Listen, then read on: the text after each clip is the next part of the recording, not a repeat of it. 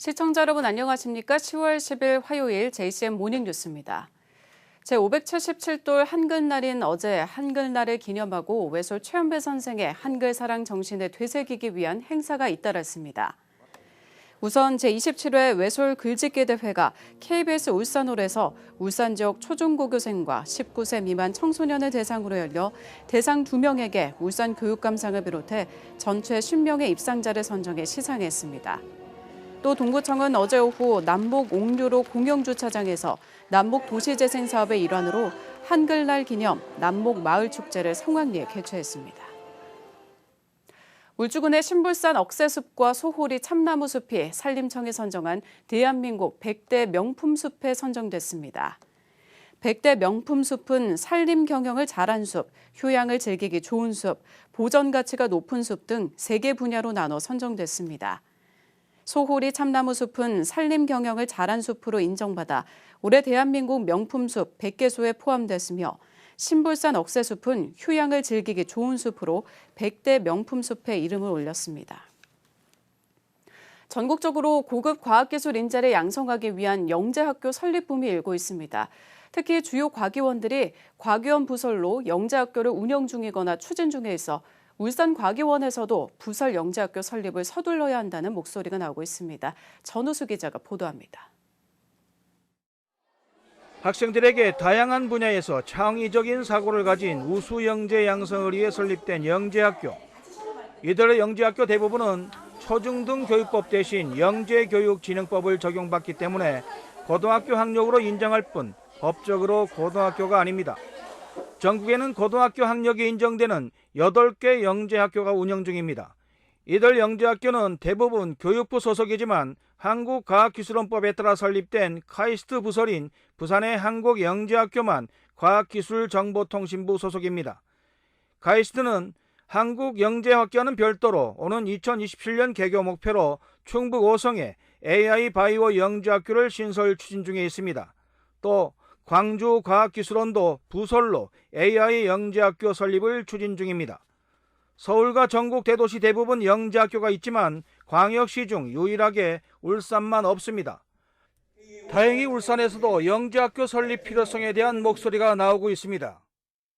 울산의 경우에는 보면 유니스트라는 좋은 학교도 있고, 그리고 또 그 유니스트 옆에 지금 현재 선바의 공공 택지지구를 조성을 하고 있는데요.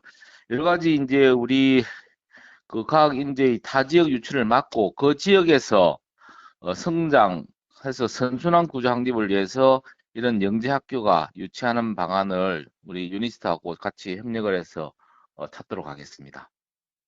울산과기원 이용훈 청장도 학교의 미래 인재 육성을 위해 영재학교가 필요하다는 주장을 여러 경로로 주장해왔습니다. 학교 설립 20년을 앞두고 유니스트의 경쟁력 확보를 위해서는 울산 지역의 우수 인재가 떠나가지 않고 유니스트와 연계된 교육체계로 영재학교 설립이 필요하다는 것입니다. 현재 검토되고 있는 학교 규모는 학급당 70여 명선, 유니스트 교내 또는 대규모 택지 개발이 추진 중인 선바이 택지지구를 유력한 후보지로 꼽았습니다. 영재학교의 설립은 우선 지역 여론 형성과 울산과학기술원법 개정이 관건입니다. 법적 근거 마련 이후에도 최소 4, 5년이 소요돼야 하는 일입니다. 영재학교 설립에 열쇠를 쥐고 있는 과기부에 대한 설득과 여론 형성 등 울산시와 지역 정치권에 보다 적극적인 노력이 요구되고 있습니다. JCN 뉴스 전우수입니다. 충숙공 이해선생 기념사업회가 지난 7일 오후 울주군청 알프스홀에서 이해선생의 기념사업 보고대회를 가졌습니다. 이날 보고대회는 김두겸 울산시장, 오스카 츠요시 일본 총영사와 지역 국회의원, 관계자 등이 참가한 가운데 이해선생 기념사업회의 그간 기념사업 성과를 돌아보며 향후 계획 등을 점검했습니다. 이해선생 기념사업회는 특히 이해선생의 동상을 일본 제1민단 교토본부 앞에 세우기로 해 관심을 끌고 있습니다. 도심융합특구법이 지난 6일 국회 본회의에서 통과됨에 따라 울산 지역 도심융합특구 사업이 특구 지정 10개월 만에 본궤도에 오르게 됐습니다. 국회는 지난 6일 본회의를 열어 도심융합특구 조성 및 육성에 관한 특별 법안 등을 포함한 법률안 88건을 처리했습니다. 이번에 국회 심의를 통과한 울산 도심융합특구는 울주군 삼남면 신화리 KTX 울산 역세권 복합특화단지 지구 162만 제곱미터와 중구 다운동 울산 혁신지구 31만 제곱미터 등 총 193만 제곱미터의 탄소 중립 특화 혁신 거점을 구축하는 사업입니다. 울주군청 해뜨미 씨름단 소속 손충희 선수가 지난 7일 거제시 체육관에서 열린 위더스 제약 2023 민속씨름 거제 장사씨름대회 105kg 이하 한라장사 결정전에서 4년 만에 우승을 거뒀습니다. 손충희 선수는 MG 새마을금고 씨름단 오창록 선수를 4강전에서 제치고 장사 결정전에 올랐습니다. 손충희 선수는 결승전 상대로 같은 해뜨미 씨름단 김무호 선수를 만나 3대1로 제압하고 4년 만에 꽃가마에 올랐습니다. 국민의힘 서범수 의원은 지난 7일 울주군 온양문화복지센터에서 이순걸 울주군수, 김영철 군의장과 시군 의원 등 400여 명이 참석한 가운데 울주군 당원 워크숍을 가졌습니다. 지난 5월에 이어 올해 두 번째 실시된 이날 당원 워크숍에서는 국민의힘 울주군 당원 결속 강화와 내년 총선 압승을 다짐했습니다. 워크숍에서는 한국원자력국민연대 이사장인 김병기 박사가 사실과 과학으로 바라본 원자력을 주제로 한 특강이 마련됐습니다. 국제유가 상승의 여파로 전국 휘발유 가격이 리터당 평균 1,790원대를 기록했습니다. 울산의 휘발유 가격은 리터당 평균 1,775원을 기록하면서 전국 평균보다 낮은 수준입니다. 울산에서 휘발유 가격이 1,800원을 돌파한 곳은 남구와 울주가 13곳으로 가장 많았고 북구 8곳, 중구와 동구가 3곳으로 뒤를 이었습니다. 울산대학교 실내공간 디자인학과 김범관 교수가 2023 대한민국 목조 건축대전에서 우수상을 수상했습니다. 김 교수는 이번 대전에서 고층 빌딩을 짓는 공학 목재를 활용해 기존 목조 구조에서 보기 어려운 유기적인 원형 형태를 구현해냈다는 평가입니다. 시상식은 오늘 12월 6일 울산 서울시청 시민홀 바스락홀에서 개최될 예정입니다.